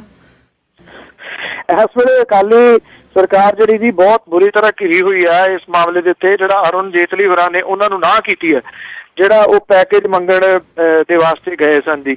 ਤਾਂ ਉਹ ਇੱਦਾਂ ਹੈ ਕਿ ਜਿਹੜੇ ਸੂਬੇ ਜੇ ਪਿਛਲੇ ਸਮੇਂ ਤੋਂ ਤੁਸੀਂ ਦੇਖੋ ਜਿਨ੍ਹਾਂ ਸੂਬਿਆਂ ਨੂੰ ਪੈਕੇਜ ਜਿਹੜੇ ਮਿਲੇ ਨੇ ਉਹ ਕਿਹੜੇ ਤਰੀਕੇ ਨਾਲ ਮਿਲੇ ਨੇ। ਉਹਨਾਂ ਨੇ ਬਕਾਇਦਾ ਤੌਰ ਦੇ ਉੱਤੇ ਟੀਮਾਂ ਜਿਹੜੀਆਂ ਹਾਇਰ ਕੀਤੀਆਂ ਹੋਈਆਂ ਨੇ, ਜਿਨ੍ਹਾਂ ਦੇ ਵਿੱਚ ਰਿਟਾਇਰਡ ਆਫੀਸਰ ਸ਼ਾਮਲ ਨੇ, ਕਿਉਂਕਿ ਜਿਹੜੀਆਂ ਕੁਝ ਤਬਦੀਲੀਆਂ ਸੈਂਟਰ ਦੇ ਵਿੱਚ ਆਈਆਂ ਨੇ। ਹੁਣ ਫੰਡ ਇੱਦਾਂ ਨਹੀਂ ਮਿਲਦੇ ਜਿਹੜੇ ਕਿਸੇ ਟਾਈਮ ਮਿਲ ਜਾਂਦੇ ਹੁੰਦੇ ਸਨ। ਇਹ ਚਿੱਠੀ ਲਿਖ ਕੇ ਲੈ ਗਏ ਜੀ ਸਾਨੂੰ ਇੱਕ ਪੈਕੇਜ ਜਿਹੜਾ ਉਹ ਦਿਓ। ਇੱਦਾਂ ਪਹਿਲੀ ਤਾਂ ਗੱਲ ਪੈਕੇਜ ਮਿਲਦਾ ਹੀ ਨਹੀਂ ਜੀ। ਪੈਕੇਜ ਦੇ ਵਾਸਤੇ ਤੁਹਾਨੂੰ ਬਕਾਇਦਾ ਤੌਰ ਦੇ ਉੱਤੇ ਪਲੈਨਿੰਗ ਜਿਹੜੀ ਆ ਉਹ ਕਰਨੀ ਪੈਂਦੀ ਹੈ। ਹੁਣ ਜਦੋਂ ਪੈਕੇਜ ਨਹੀਂ ਮਿਲਿਆ ਉਹਦੇ ਮੋੜਵੇਂ ਜਵਾਬ ਦੇ ਵਿੱਚ ਜਿਹੜੀ ਅਰੁਣ ਜੇਤਲੀ ਹੋਰਾਂ ਨੇ ਚਿੱਠੀ ਜਿਹੜੀ ਆ ਜੀ ਉਹ ਲਿਖ ਦਿੱਤੀ ਹੈ, ਜਿਹਦੇ ਵਿੱਚ ਉਹਨਾਂ ਨੇ ਕਿਹਾ ਕਿ 10 ਤੋਂ 15 ਦੇ ਦੌਰਾਨ 2010 ਤੋਂ ਲੈ ਕੇ 2015 ਦੇ ਦੌਰਾਨ ਜਿਹੜਾ ਪੰਜਾਬ ਹੈ ਉਹਨੂੰ ਉਹਦੇ ਟੈਕਸਾਂ ਦੇ ਮੋੜਵੇਂ ਰੂਪ ਦੇ ਵਿੱਚ 99.36% ਜਿਹੜਾ ਜੀ ਤੁਸੀਂ ਤਾਂ ਵੱਧ ਪੈਸਾ ਲੈ ਕੇ ਬਾਕੀ ਸੂਬਿਆਂ ਨਾਲੋਂ ਜੀ। ਤਾਂ ਉਦੋਂ ਬਾਅਦ ਇਹ ਫਸੀ ਹੋਈ ਜਿਹੜੀ ਸਰਕਾਰ ਆ ਜੀ। ਹੁਣ ਕੱਲ ਲੁਧਿਆਣੇ ਦੇ ਵਿੱਚ ਸਨ ਪ੍ਰਕਾਸ਼ ਸਿੰਘ ਬਾਦਲ ਹੋਰੀ ਸਵਾਲ ਬਾਰ-ਬਾਰ ਉਹਨਾਂ ਨੂੰ ਇਹੀ ਜਿਹੜੇ ਉਹ ਕੀਤੇ ਗਏ। ਉਹ ਕਹਿੰਦੇ ਤਾਂ ਐਵੇਂ ਕਾਂਗਰਸ ਜਿਹੜੀ ਆ ਉਹ ਅਫਵਾਹਾਂ ਫੈਲਾ ਰਹੀ ਹੈ, ਵਿੱਤੀ ਮਦਦ ਜਿਹੜੀ ਹੈ ਉਹ ਨਹੀਂ ਕੀਤੀ ਗਈ ਸੈਂਟਰ ਦੀ ਸਰਕਾਰ ਦੇ ਵੱਲੋਂ। ਉਹ ਕਹਿੰਦੇ ਜਿਹੜੀ ਕਾਂਗਰਸ ਦੀ ਪਹਿਲੀ ਸਰਕਾਰ ਸੀਗੀ ਉਹ ਕਰ ਗਈ ਖਜ਼ਾਨਾ ਖਾਲੀ, ਤੇ ਖਜ਼ਾਨੇ ਦੇ ਵਿੱਚ ਕੁਝ ਹੈ ਨਹੀਂ ਗਾ। ਪੈਸੇ ਉੱਥੇ ਆ ਲੈਂਦੇ ਫਿਰ ਸਾਨੂੰ ਵਿੱਤੀ ਪੈਕੇਜ ਜਿਹੜਾ ਜੀ ਉਹ ਮਿਲ ਜਾਣਾ। ਤੋਂ ਪਹਿਲਾਂ ਤਾਂ ਪੰਜਾਬ ਦਾ ਖਜ਼ਾਨਾ ਖਾਲੀ ਹੋਣ ਦੀ ਦੁਹਾਈ ਦਿੱਤੀ ਜਾ ਰਹੀ ਸੀ, ਹੁਣ ਸੈਂਟਰ ਦਾ ਖਜ਼ਾਨਾ ਜਿਹੜਾ ਜੀ ਇਹ ਨਵਾਂ ਸ਼ੋਸ਼ਾ ਲੱਭ ਲਿਆ ਜੀ ਕਿ ਹੁਣ ਸੈਂਟਰ ਦਾ ਜਿਹੜਾ ਖਜ਼ਾਨਾ ਆ ਉਹ ਖਾਲੀ ਹੈ। ਇੱਥੇ ਬਾਦਲ ਸਾਹਿਬ ਭੁੱਲ ਰਹੇ ਨੇ ਜਿਹੜੇ ਕਰੋੜਾਂ ਰੁਪਈਏ ਦੇ ਪ੍ਰੋਜੈਕਟ ਦੀ ਗੱਲ ਕੀਤੀ ਗਈ ਹੈ ਸੈਂਟਰ ਦੀ ਸਰਕਾਰ ਦੇ ਵੱਲੋਂ, ਜਿਹੜੇ ਵੱਖੋ ਵੱਖਰੇ ਖੇਤਰਾਂ ਦੇ ਵਿੱਚ ਕੀਤੇ ਜਾ ਰਹੇ ਨੇ, ਉਹ ਬਿਨਾਂ ਖਜ਼ਾਨੇ ਤੋਂ ਤਾਂ ਨਹੀਂ ਆ ਰਹੇ ਜੀ। ਸੈਂਟਰ ਦਾ ਖਜ਼ਾਨਾ ਕਿਵੇਂ ਖਾਲੀ ਹੋ ਗਿਆ ਜੀ? ਤੇ ਸੂਬਿਆਂ ਦੇ ਟੈਕਸਾਂ ਦੇ ਰੂਪ ਦੇ ਵਿੱਚ ਉਹਨੂੰ ਮਾਲੀਆ ਜਿਹੜਾ ਨਿਰੰਤਰ ਇਕੱਠਾ ਹੋ ਰਿਹਾ ਜੀ। ਸੈਂਟਰ ਦਾ ਖਜ਼ਾਨਾ ਖਾਲੀ ਹੋਣ ਦੀ ਗੱਲ ਕੇਂਦਰ ਦੇ ਵਿੱਤ ਮੰਤਰੀ ਨੇ ਤਾਂ ਨਹੀਂ ਕਹੀ, ਪਰ ਪ੍ਰਕਾਸ਼ ਸਿੰਘ ਬਾਦਲ ਹੋਰਾਂ ਨੂੰ ਜਾਂ ਤਾਂ ਫਿਰ ਕੋਈ ਅੰਦਰੂਨੀ ਸੂਤਰ ਨੇ ਜਿਨ੍ਹਾਂ ਨੇ ਸਾਰਾ ਕੁਝ ਦੱਸ ਦਿੱਤਾ ਜੀ। ਹਾਂ ਬਿਲਕੁਲ ਜੀ, ਆਪਣਾ ਖਜ਼ਾਨਾ ਤਾਂ ਇਹਨਾਂ ਦਾ ਕਦੀ ਨਹੀਂ ਖਾਲੀ ਹੋਇਆ। ਤੇ ਅਗਲੀ ਗੱਲ ਕਰੀਏ, ਜਿਵੇਂ ਰਾਜਾ ਸੰਸੀ ਤੇ ਇੱਕ ATM ਦੇ ਵਿੱਚੋਂ ਜਿਹੜਾ 25,000 ਆ ਉਹ ਲੁੱਟਿਆ ਗਿਆ। 25 ਲੱਖ ਜੀ, 25 ਲੱਖ ਲੁੱਟਿਆ ਗਿਆ। 25 ਹਾਂਜੀ ਹਾਂ 25,000 ਵਾਲੀ ਤਾਂ ਲੁੱਟ ਖੋ ਕਿਤੇ ਪਰਚਾ ਹੀ ਦਰਜ ਨਹੀਂ ਹੁੰਦਾ। ਉਹ ਕਹਿੰਦੇ ਕੋਈ ਲੁੱਟ ਥੋੜੀ ਆ ਜੀ। ਜਿਹੜੇ ਲੁਟੇਰੇ ਨੇ ਜੀ ਉਹਨਾਂ ਨੇ ਜਿਹੜੇ ਉਹਨਾਂ ਕੋਲੇ ਹਥਿਆਰ ਵਗੈਰਾ ਸੀਗੇ, ਸੁਰੱਖਿਆ ਗਾਰਡ ਜਿਹੜਾ ਜੀ ਉਹਨਾਂ ਨੇ ਜ਼ਖਮੀ ਕਰ ਦਿੱਤਾ। ਗੁਰੂ ਰਾਮਦਾਸ ਇੰਟਰਨੈਸ਼ਨਲ ਏਅਰਪੋਰਟ, ਜਿਹਨੂੰ ਰਾਜਾ ਸਾਂਸੀ ਏਅਰਪੋਰਟ ਵੀ ਕਿਹਾ ਜਾਂਦਾ, ਉਹਦੇ ਨੇੜੇ ATM ਜਿਹੜਾ ਲੱਗਿਆ ਸੀਗਾ ਜੀ, ਉਹਨੂੰ ਤੋੜ ਕੇ ਜਿਹੜਾ ਜੀ 25 ਲੱਖ ਰੁਪਈਆ ਜਿਹੜਾ ਜੀ ਉਹ ਲੁੱਟ ਕੇ ਲੈ ਗਏ। ATM ਲੁੱਟਣ ਦੀਆਂ ਘਟਨਾਵਾਂ ਜਿਹੜੀਆਂ ਨੇ ਜੀ ਉਹ ਕਾਫੀ ਪੰਜਾਬ ਦੇ ਵਿੱਚ ਵਧੀਆ ਨੇ। ਬੇਰੁਜ਼ਗਾਰੀ ਹੈ ਜੀ, ਜਿਹੜੀ ਬੇਰੁਜ਼ਗਾਰ ਜਿਹੜੇ ਨੇ ਉਹ ਲੁੱਟ ਰਹੇ ਨੇ, ਪਰ ਉਹਨਾਂ ਦੇ ਤਰੀਕੇ ਇਹੋ ਜਿਹੇ ਨੇ ਜੀ ATM ਨੂੰ ਇੰਨੇ, ਉਹਨਾਂ ਕੋਲੇ ਕਟਰ ਜਿਹੜੇ ਐਡੇ ਫਾਸਟ ਨੇ, ਜਿਹੜੇ ਗੈਸ ਦੇ ਨਾਲ ਅਕਸਰ ਕਹਿੰਦੇ ਨੇ ਕਿ ਚੱਲਦੇ ਨੇ, ਉਹਦੇ ਨਾਲ ਉਹ ਕੁਛ ਮਿੰਟਾਂ ਸਕਿੰਟਾਂ ਦੇ ਵਿੱਚ ਹੀ ਜਿਹੜਾ ਪੂਰੇ ਦਾ ਪੂਰਾ ATM ਹੈ ਜੀ ਉਹਨੂੰ ਜਿਹੜਾ ਢਾਲ ਲੈਂਦੇ ਆ, ਢਾਲ ਕੇ ਉਹਦੇ ਵਿੱਚੋਂ ਪੈਸੇ ਜਿਹੜੇ ਕੱਢ ਕੇ ਫਰਾਰ ਹੋ ਜਾਂਦੇ ਨੇ। ਪੈਸੇ ਤਾਂ ਪਹਿਲਾਂ ਵੀ ਲੁੱਟੇ ਜਾ ਰਹੇ ਨੇ, ਪਰ ਇਹ ਜਿਹੜੀ ATM ਦੇ ਵਿੱਚੋਂ ਲੁੱਟਣ ਦੀ ਵੱਡੀ ਘਟਨਾ ਕਿ 25 ਲੱਖ ਰੁਪਈਆ ਜਿਹੜਾ ਸੀਗਾ ਜੀ ਉਹ ਇਹਦੇ ਵਿੱਚੋਂ ਕੱਢ ਲਿਆ ਗਿਆ। ਉਹ ਵੀ ਜਿੱਥੇ ਹਾਈ ਅਲਰਟ ਏਰੀਆ ਜਿਹੜਾ ਕਿਹਾ ਜਾਂਦਾ, ਸਿਕਿਉਰਿਟੀ ਬੜੀ ਟਾਈਟ ਹੁੰਦੀ ਹੈ ਏਅਰਪੋਰਟ ਦੇ ਨੇੜੇ ਤੇੜੇ ਜੀ। ਸੋ ਇੱਕ ਕਿਸਮ ਦੇ ਨਾਲ ਪੁਲਿਸ ਜਾਂ ਜਿਹੜੇ ਸਿਕਿਉਰਿਟੀ ਆ ਜੀ ਉਹਦਾ ਮੂੰਹ ਚੜਾ ਕੇ ਗਏ ਨੇ ਲੁਟੇਰੇ ਕਿ ਅਸੀਂ ਜਿਹੜਾ ਏਅਰਪੋਰਟ ਦੇ ਨੇੜਿਓਂ ਵੀ ਲੁੱਟ ਖਸੁੱਟ ਕਰ ਸਕਦੇ ਹਾਂ। ਜੀ ਬਿਲਕੁਲ, ਮੂੰਹ ਚੜਾਉਣ ਵਾਲੀ ਗੱਲ ਆ। ਤੇ ਅਗਲੀ ਜੀ ਸੰਸਦ ਮੈਂਬਰਾਂ ਤੇ ਵਿਧਾਇਕਾਂ ਦੇ ਜਿਹੜੇ ਕੇਸ ਚੱਲਦੇ ਆ, ਉਹਨਾਂ ਦੇ ਵਿੱਚ ਵੀ ਖਬਰ ਸੁਣੀ ਹੈ ਕਿ ਤੇਜ਼ੀ ਲਿਆਂਦੀ ਗਈ ਹੈ। ਇਹ ਐਕਚੁਅਲੀ ਜਿਹੜਾ ਗ੍ਰਹਿ ਮੰਤਰਾਲਾ ਹੈ ਜੀ, ਉਹਨੇ ਲਿਖਤ ਰੂਪ ਦੇ ਵਿੱਚ ਜਿਹੜਾ ਸਾਰੇ ਸੂਬਾ ਸਰਕਾਰਾਂ ਤੇ ਨੂੰ ਜੀ ਸੰਸਦ ਮੈਂਬਰਾਂ ਤੇ ਵਿਧਾਇਕਾਂ ਦੇ ਖਿਲਾਫ ਜਿਹੜੇ ਚੱਲ ਰਹੇ ਮਾਮਲੇ ਨੇ ਉਹਦੇ ਵਿੱਚ ਤੇਜ਼ੀ ਲਿਆਉਣ ਦੀ ਗੱਲ ਜਿਹੜੀ ਹੈ ਜੀ ਉਹ ਆਖੀ ਹੈ। ਸੁਪਰੀਮ ਕੋਰਟ ਦੇ ਵੱਲੋਂ ਕਾਨੂੰਨ ਘਾੜਿਆਂ ਦੇ ਨਾਲ ਸੰਬੰਧਿਤ ਮਾਮਲਿਆਂ ਦਾ ਫੈਸਲਾ ਜਿਹੜਾ ਜੀ ਉਹ ਸਮੇਂ ਦੇ ਵਿੱਚ ਕਰਨ ਦੀ ਹਦਾਇਤ ਤੋਂ ਬਾਅਦ ਇਹ ਨਿਰਦੇਸ਼ ਜਿਹੜੇ ਨੇ ਉਹ ਜਾਰੀ ਕੀਤੇ ਗਏ ਨੇ। ਸੁਪਰੀਮ ਕੋਰਟ ਨੇ ਨਿਰਦੇਸ਼ ਦਾ ਹਵਾਲਾ ਦਿੰਦਿਆਂ ਹੋਇਆ ਜਿਹੜੇ ਕੇਂਦਰੀ ਗ੍ਰਹਿ ਮੰਤਰੀ ਨੇ ਰਾਜਨਾਥ ਸਿੰਘ ਹੋਰੀ ਤੇ ਗ੍ਰਹਿ ਸਕੱਤਰ ਜਿਹੜੇ ਅਨਿਲ ਗੋਸਵਾਮੀ ਨੇ, ਉਹਨਾਂ ਨੇ ਸਾਰੇ ਸੂਬਿਆਂ ਦੇ ਮੁੱਖ ਮੰਤਰੀਆਂ ਤੇ ਮੁੱਖ ਸਕੱਤਰਾਂ ਨੂੰ ਚਿੱਠੀਆਂ ਜਿਹੜੀਆਂ ਲਿਖੀਆਂ ਨੇ ਕਿ ਜਿੱਥੇ ਜਿੱਥੇ ਜਿਹੜੇ ਵਿਧਾਇਕ ਦੇ ਖਿਲਾਫ ਕੋਈ ਵੀ ਜਿਹੜਾ ਮਾਮਲਾ ਦਰਜ ਹੈ, ਜਿਹੜਾ ਮਾਮਲਾ ਚੱਲ ਰਿਹਾ ਅਦਾਲਤਾਂ ਦੇ ਵਿੱਚ, ਉਹਨੂੰ ਤੇਜ਼ੀ ਦੇ ਨਾਲ ਜਿਹੜਾ ਜੀ ਉਹ ਨਿਬੇੜਿਆ ਜਾਵੇ। ਹੁਣ ਪ੍ਰੋਬਲਮ ਇਹ ਹੈ ਕਿ ਇਹ ਕੰਮ ਕਰੂਗਾ ਕੌਣ ਜੀ? ਆਬੈਲ ਮੋਏ ਮਾਰ ਵਾਲੀ ਗੱਲ ਹੋਊਗੀ ਨਾ ਜੀ। ਜਿਹੜੀਆਂ ਸਰਕਾਰਾਂ ਸੂਬਿਆਂ ਦੇ ਵਿੱਚ ਨੇ, ਜਿਹੜੀਆਂ ਉਹਨਾਂ ਦੇ ਵਿਧਾਇਕ ਨੇ, ਉਹਨਾਂ ਦੇ ਖਿਲਾਫ ਉਹ ਕਿਵੇਂ ਜਾਂਚ ਜਿਹੜੀ ਆ ਉਹ ਤੇਜ਼ ਕਰ ਦੇਣਗੇ? ਉਹ ਤਾਂ ਉਹਨੂੰ ਦੱਬਣ ਦਾ ਕੰਮ ਕਰਨਗੇ। ਹਾਂ, ਇਹਨਾਂ ਹੋ ਸਕਦਾ ਕਿ ਜਿਹੜੇ ਵਿਰੋਧੀ ਧਿਰ ਦੇ ਵਿਧਾਇਕ ਵਗੈਰਾ ਨੇ ਉਹਨਾਂ ਦੀ ਜਾਂਚ ਜਿਹੜੀ ਆ ਉਹ ਜ਼ਰੂਰ ਤੇਜ਼ ਹੋ ਜਾਊਗੀ। ਏਦਾਂ ਸੌਖਾ ਤਾਂ ਨਹੀਂ ਸੀਗਾ ਇਹ ਚਿੱਠੀ ਲਿਖਣੀ, ਪਰ ਕਿਉਂਕਿ ਸੁਪਰੀਮ ਕੋਰਟ ਦੀਆਂ ਹਦਾਇਤਾਂ ਨੇ, ਇਉਂ ਲੱਗਦਾ ਕਿ ਅੱਖਾਂ ਜਿਹੜੀਆਂ ਨੇ ਉਹ ਪੂੰਝੀਆਂ ਗਈਆਂ ਨੇ ਕਿ ਸੁਪਰੀਮ ਕੋਰਟ ਨੂੰ ਦੱਸ ਦਿੱਤਾ ਜਾਊਗਾ ਜੀ ਆਹ ਚਿੱਠੀ ਜਿਹੜੀ ਲਿਖ ਦਿੱਤੀ ਹੈ। ਚਿੱਠੀ ਲਿਖਣ ਤੋਂ ਪਹਿਲਾਂ ਜੇਕਰ ਜਿਹੜੀ ਸੈਂਟਰ ਵਿਚਲੀ ਮੋਦੀ ਦੀ ਸਰਕਾਰ ਹੈ ਉਹਦੇ ਵਿੱਚ ਜਿਹੜੇ ਦਾਗੀ ਮੰਤਰੀ ਨੇ, ਜੇ ਉਹਨਾਂ ਨੂੰ ਹੀ ਪਾਸੇ ਕਰ ਲਿਆ ਜਾਂਦਾ ਤੇ ਇਹ ਇੱਕ ਵੱਡਾ ਸਟੈਪ ਹੁੰਦਾ ਜੀ। ਤੇ ਅਗਲੀ ਜੇ ਗੱਲਬਾਤ ਕਰੀਏ ਆਪਾਂ, ਜਿਹੜੀਆਂ ਨਵੀਆਂ ਅਹੁਦੇਦਾਰੀਆਂ ਨੇ ਜੀ ਅਕਾਲੀ ਦਲ ਦੇ ਵਿੱਚ, ਤੇ ਉਸ ਦੇ ਵਿੱਚ ਨਵੀਆਂ ਅਹੁਦੇਦਾਰੀਆਂ ਨੂੰ ਲੈ ਕੇ ਅਕਾਲੀ ਦਲ ਦੇ ਅੰਦਰ ਜਿਹੜੀਆਂ ਨਵੀਆਂ ਬਾਗੀ ਸੁਰਾਂ ਸ਼ੁਰੂ ਹੋ ਗਈਆਂ।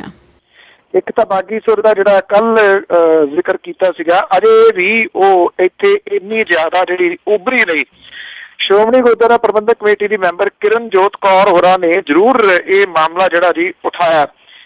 ਉਹਨਾਂ ਦਾ ਜਿਹੜਾ ਫੇਸਬੁੱਕ ਪੇਜ ਹੈ, ਜੇ ਉਹਦੇ ਤੁਸੀਂ ਜਾਓ ਤੇ ਉਹਨਾਂ ਨੇ ਕਾਫੀ ਬਾਗੀ ਸੁਰ ਜਿਹੜੀ ਅਪਣਾਈ ਹੈ ਕਿ ਜਿਹੜਾ ਮੁਹੰਮਦ ਇਜ਼ਹਾਰ ਆਲਮ ਹੈ ਇਹਨੂੰ ਕਿਉਂ ਮੀਤ ਪ੍ਰਧਾਨ ਜਿਹੜਾ ਅਕਾਲੀ ਦਲ ਦਾ ਬਣਾ ਦਿੱਤਾ ਗਿਆ, ਜਿਹੜਾ ਕਿ ਕਿਸੇ ਟਾਈਮ ਆਲਮ ਸੈਨਾ ਦੇ ਵਜੋਂ ਮਸ਼ਹੂਰ ਹੋਇਆ ਸੀਗਾ। ਮੈਂ ਕਿਰਨਜੋਤ ਕੌਰ ਹੋਰਾਂ ਨਾਲ ਗੱਲ ਕੀਤੀ ਸੀ, ਉਹ ਕਹਿੰਦੇ ਅੰਬੈਸਡਰ ਗੱਡੀਆਂ ਅੰਮ੍ਰਿਤਸਰ ਦੇ ਵਿੱਚ ਘੁੰਮਦੀਆਂ ਹੁੰਦੀਆਂ ਸੀ, ਉਹ ਕਹਿੰਦੇ ਅਸੀਂ ਤਾਂ ਇਹ ਭੁਗਤਿਆ ਸਾਰਾ ਕੁਛ।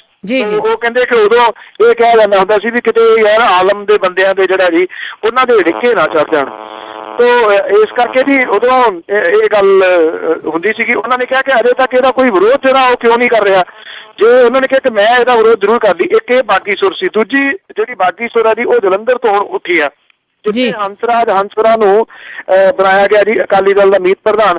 ਜਿਹੜਾ ਉੱਥੇ ਗਰੁੱਪ ਹੈ ਜੀ ਟੀਨੂ ਵਾਲਾ, ਪਵਨ ਕੁਮਾਰ ਟੀਨੂ ਵਾਲਾ, ਉਹਦੇ ਜਿਹੜਾ ਗਰੁੱਪ ਦੇ ਵੱਲੋਂ ਅੰਦਰੋਂ ਇਹ ਕਿਹਾ ਜਾ ਰਿਹਾ ਕਿ ਜਦੋਂ ਪਵਨ ਕੁਮਾਰ ਟੀਨੂ ਹੋਰੀ ਖੜੇ ਸਨ ਲੋਕ ਸਭਾ ਚੋਣਾਂ ਦੇ ਵਿੱਚ, ਉਹਦਾ ਤਾਂ ਵਿਰੋਧ ਹੰਸਰਾਜ ਹੰਸਰਾ ਨੇ ਕੀਤਾ ਸੀਗਾ।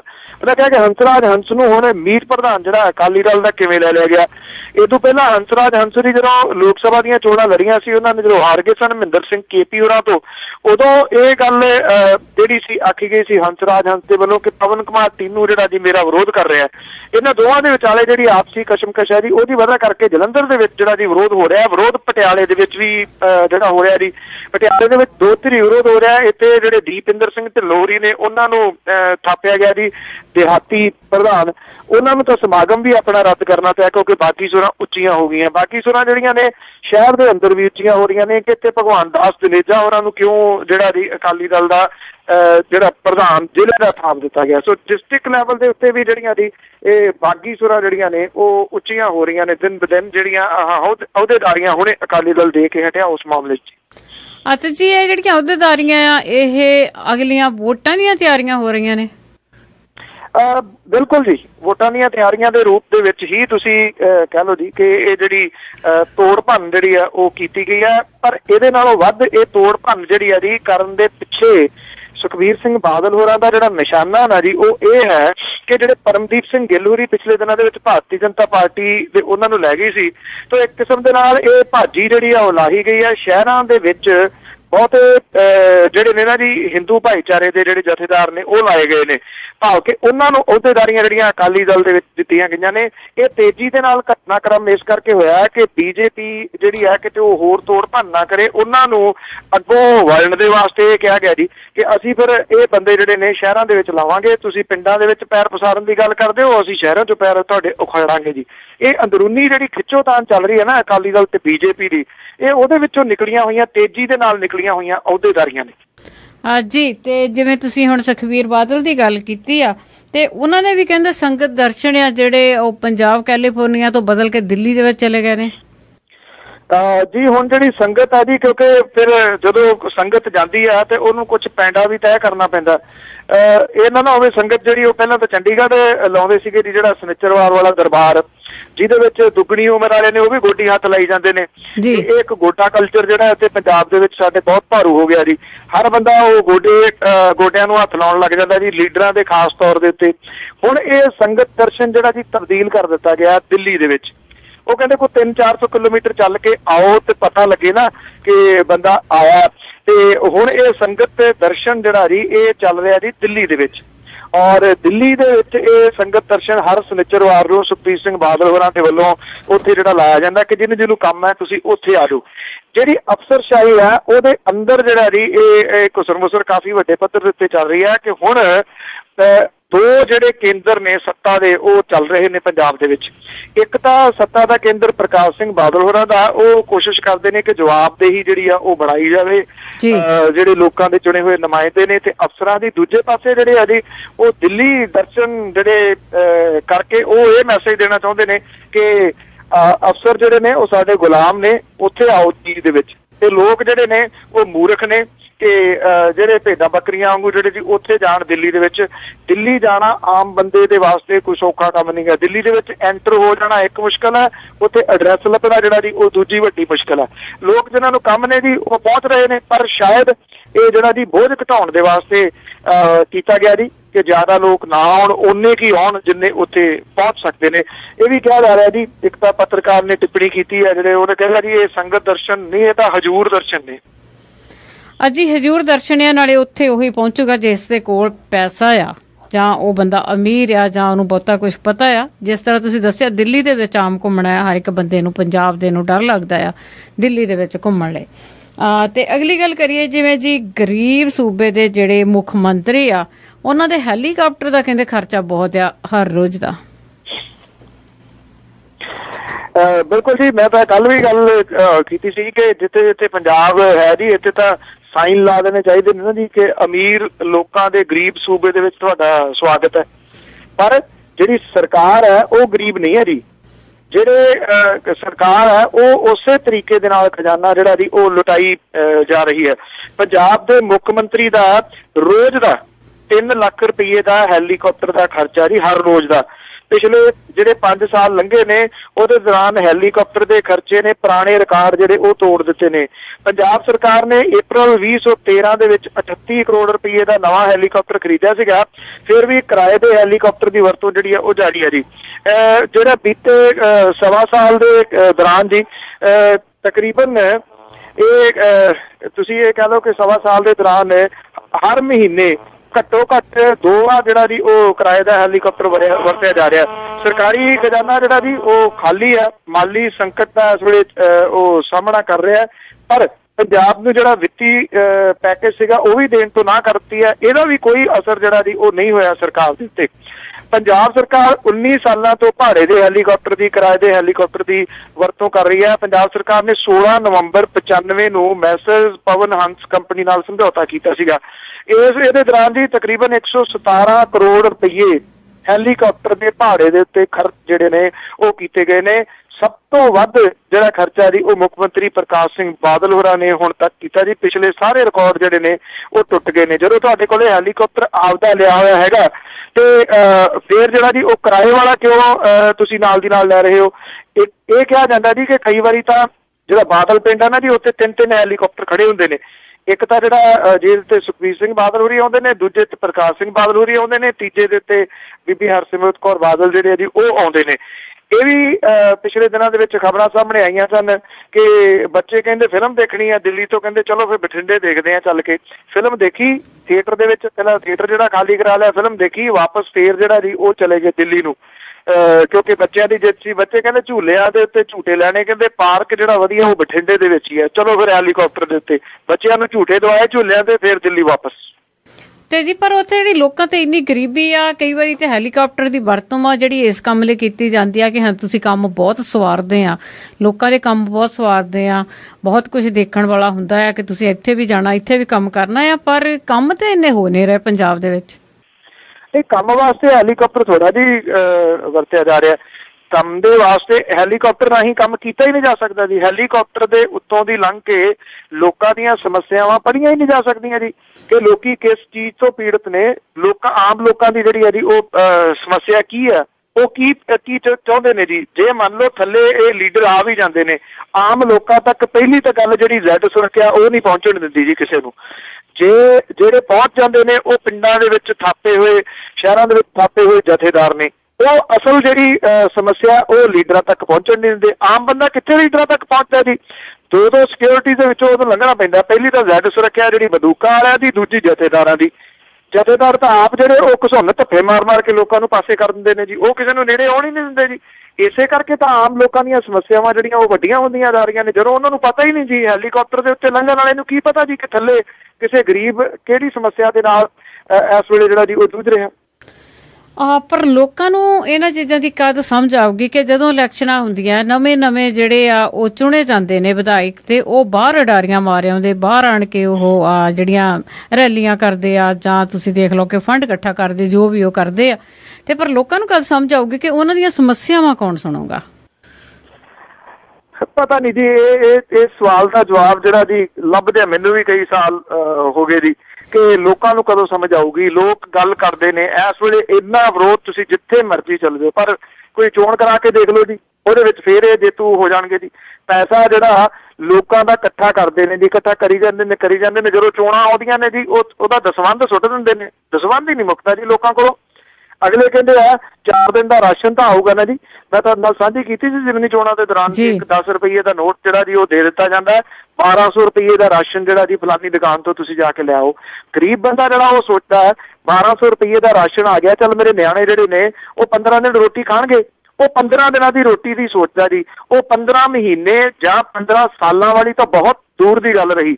ਉਹ 15 ਮਹੀਨਿਆਂ ਦੇ ਵਾਸਤੇ ਵੀ ਨਹੀਂ ਸੋਚਦਾ ਕਿ ਜੋ ਮੈਂ ਇਹ ਕਰ ਰਿਹਾ ਇਹ ਮੈਂ ਆਪਣੇ ਪੈਰਾਂ ਦੇ ਉੱਤੇ ਆਪ ਕੁਹਾੜਾ ਜਿਹੜਾ ਮਾਰ ਰਿਹਾ। ਪੰਜਾਬ ਦੇ ਲੋਕ ਜਿਹੜੇ ਨੇ ਜੀ ਉਹਨਾਂ ਦੇ ਵਾਸਤੇ ਤਾਂ ਸਿਰਫ ਇੱਕ ਕਹਾਵਤ ਜਿਹੜੀ ਹੈ ਨਾ ਜੀ, ਉਹ ਬਹੁਤੀਆਂ ਗੱਲਾਂ ਦਾ ਜਵਾਬ ਹੈ ਕਿ ਆਪੇ ਫਾਥੜੀਏ ਤੈਨੂੰ ਕੌਣ ਚੜਾਵੇ। ਬਿਲਕੁਲ ਜੀ ਬਿਲਕੁਲ। ਤੇ ਅਖੀਰ ਦੇ ਵਿੱਚ ਅੱਜ ਨਵਾਂ ਕਿ ਮੋਦੀ ਪਾਠ ਪੜ੍ਹਾਇਆ ਬੱਚਿਆਂ ਨੂੰ, ਪੁੱਤਰੋ ਭਾਰਤ ਦੇ ਨਾਲ ਪਿਆਰ ਕਰਿਓ। ਮੋਦੀ ਪਾਠ ਪੜ੍ਹਾਇਆ ਇਹ ਬੱਚਿਆਂ ਨੂੰ, ਪੁੱਤਰੋ ਭਾਰਤ ਦੇ ਨਾਲ ਪਿਆਰ ਕਰਿਓ। ਜਿੱਥੇ ਕਿਤੇ ਵੀ ਦੇਸ਼ ਲਈ ਲੋੜ ਲੱਗਦੀ ਆਪਣੇ ਆਪ ਨੂੰ ਤੁਸੀਂ ਤਿਆਰ ਕਰਿਓ। ਸਫਲ ਖੁਦ ਤੇ ਦੇਸ਼ ਦੀ ਸਫਲਤਾ ਲਈ ਮਿਹਨਤ ਸੋਹਣਿਓ ਹਰ ਪ੍ਰਕਾਰ ਕਰਿਓ। ਜੋ ਵੀ ਆਖਦੇ ਆਗੂ ਹਨ ਮੁਲਕ ਵਾਲੇ ਕਹੇ ਹੋਏ ਮੁਤਾਬਕ ਇਕਰਾਰ ਕਰਿਓ। ਗੱਲ ਕਹਿਣ ਨੂੰ ਮੋਦੀ ਕੁਝ ਹੋਰ ਆਖੀ, ਪਹੁੰਚੀ ਬੱਚਿਆਂ ਤੱਕ ਕੁਝ ਹੋਰ ਜਾਪੇ। ਗੱਲ ਕਹਿਣ ਨੂੰ ਮੋਦੀ ਕੁਝ ਹੋਰ ਆਖੀ, ਪਹੁੰਚੀ ਬੱਚਿਆਂ ਤੱਕ ਕੁਝ ਹੋਰ ਜਾਪੇ। ਆਖਰ ਬੱਚੇ ਵੀ ਤੁਰਨਗੇ ਉਸ ਕੰਨੀ ਰਸਤੇ ਜਿਸ ਨੂੰ ਮੁਲਕ ਦੀ ਤੋੜ ਜਾਪੇ। ਥੈਂਕ ਯੂ ਜੀ। ਥੈਂਕ ਯੂ ਜੀ, ਸਤਿ ਸ਼੍ਰੀ ਅਕਾਲ ਜੀ।